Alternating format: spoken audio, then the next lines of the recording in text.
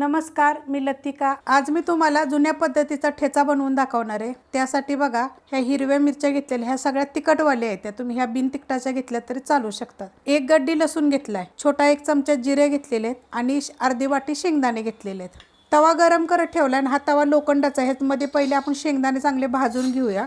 अशा पद्धतीत बघा, डाग डाग पडस्तवर शेंगदाणे चांगले भाजून घ्यायचे। बघा असे मस्त असे भाजलेत। आता हे काढून घेते मी। शेंगदाणे काढून घेतलेले आहेत। त्याच तव्यामध्ये आपल्याला मिरच्या भाजून घ्यायच्यात, पण मिरच्यामध्ये आपल्याला तेल वगैरे काहीच टाकायचं नाहीये। आणि मिरच्याचे काय करायचे, अशा पद्धतीत दोन दोन तुकडे करून घ्यायचे। तुम्ही जरी खाली घेतले करून तरी चालतील। मिरच्याचे बघा मी दोन दोन तुकडे करून घेतलेले आहेत। आता बघा, हे गॅस मिडियमच आहे आणि मिडियम गॅसवरच मी एकसारखा असं डाग चांगले पडस्तोवर आपण या मिरच्या भाजून घ्यायच्यात। मिरच्या बघा अशा पद्धतीत डाग पडले पाहिजेत असे, म्हणजे हा जे खरडा आहे ना खूप दिवस टिकतो आणि दुसरी गोष्ट चवीला एक नंबर लागतो। आता ह्याच्यामध्ये लगेच आपल्याला लसूण आणि जिरं टाकायचे। आता हे पण ह्याच्याबरोबर एक मिनिटभर परतून घेऊया। गॅस बारीक केलेला आहे, मिनिटभर परतून घेतलेलं आहे। आता आपण ही खाली उतरून घेऊया।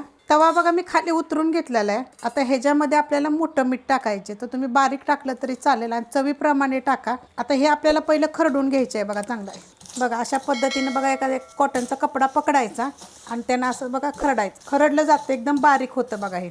पण ही जे अशा पद्धतीत केलं का नाही की चव जरा छान लागते। अशा पद्धतीने बघा मी खरडून घेतलेलं आहे। तुम्ही ग्लासानं पण खरडू शकता, तांब्यानं खरडू शकता, तुमच्याकडे ठोंब्या नाही तर। पण तव्यातच जर खरडलं ना तर मस्त लागतं। आता आपण ह्याच्यामध्ये शेंगदाणे जे भाजून घेतले होते ना ते मोठे मोठे कुटून घ्यायचे। आता हे शेंगदाणे जे मी घेतले होते ना भाजलेले, जे साल वगैरे काढायचे नाही, तर असेच बघा असे मोठे मोठे कुटायचे, एकदम बारीक असे कुटायचे नाहीयेत।